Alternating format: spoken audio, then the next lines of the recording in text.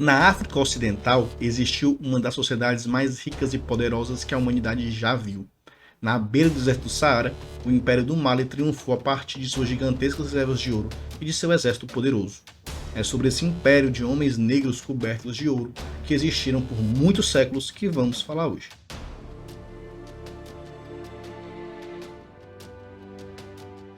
O Império do Mali existiu onde hoje ficam os países Mali, Serra Leoa, Senegal, Gâmbia e Guiné, em uma região chamada de Sahel. O Sahel é uma região que fica na fronteira com o deserto do Saara, que corta a África de leste a oeste e tem cerca de 500 km de largura. A existência de grandes corpos de água e as maiores precipitações facilitam a existência de reinos, clãs, impérios, tribos que ocuparam essa região. De maneira bem genérica, podemos chamar de sudaneses os habitantes do Sahel, mas é bem genérico, pois as civilizações que existiram aqui são bastante diferentes e não enxergavam semelhança entre si. Antes de se tornar um império poderoso, os malineses faziam parte do chamado Reino Mandiga. Aliás, Mandiga e Vangara são outros nomes para designar esse povo. Esse Reino Mandiga existia próximo ao rio Níger, em torno de sua capital, Niani. Viveu em constante atrito com outros povos, em especial com os Sossos. O Império do Mali nasce da guerra. Um poderoso príncipe Mandiga chamado Sundiata Keita venceu os opressores Sossos na Batalha de Quirina em 1235.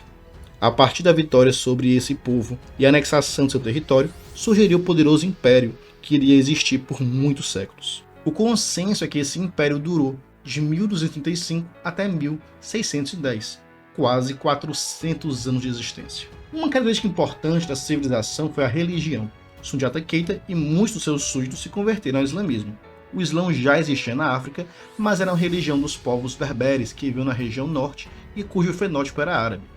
Uma civilização mais ao sul e negra, convertida ao islamismo, era algo novo.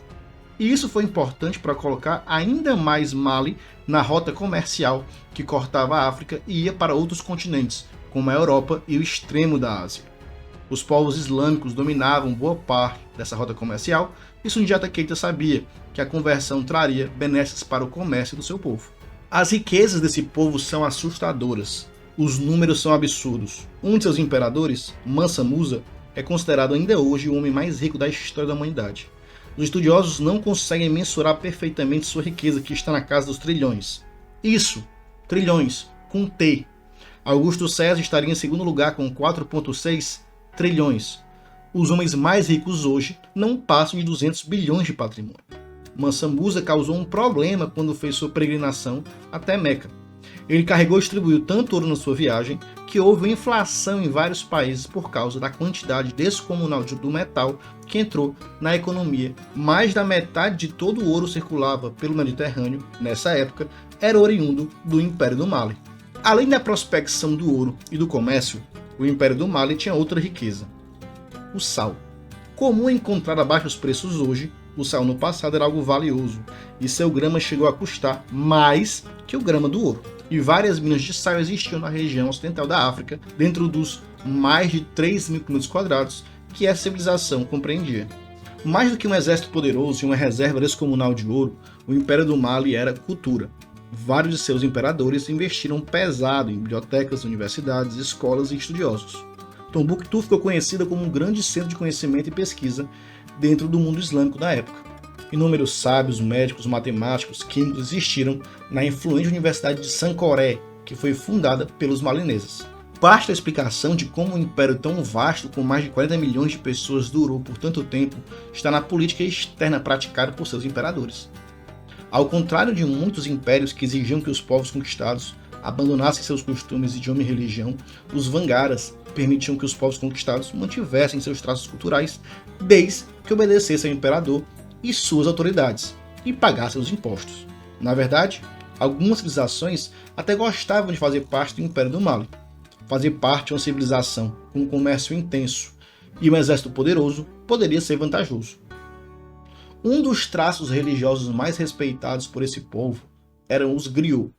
Os griots eram aqueles que tinham a missão de preservar e transmitir a história, o conhecimento e as canções do povo Mandiga, e possuíam toda uma aura sagrada. Eram os detentores sagrados de uma história que só poderia ser transmitida oralmente.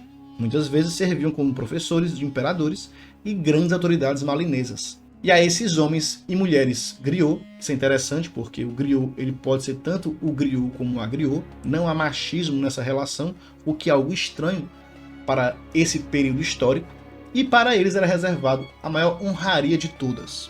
O baobá é uma árvore sagrada nessa região. O baobá é uma árvore de dimensões gigantescas, tanto no quesito da altura quanto na largura, que pode viver muitos milhares de anos. Existem baobás com mais de 6.000 anos. Essas árvores que podem ter mais de 25 metros de altura e mais de 11 metros de diâmetro eram consideradas eternas e sagradas. E era destino dos griots serem enterrados no tronco dessa árvore em uma percepção que ao serem enterrados em uma árvore eterna, o seu conhecimento seria eterno. E você? O que você acha desse Império do Mali?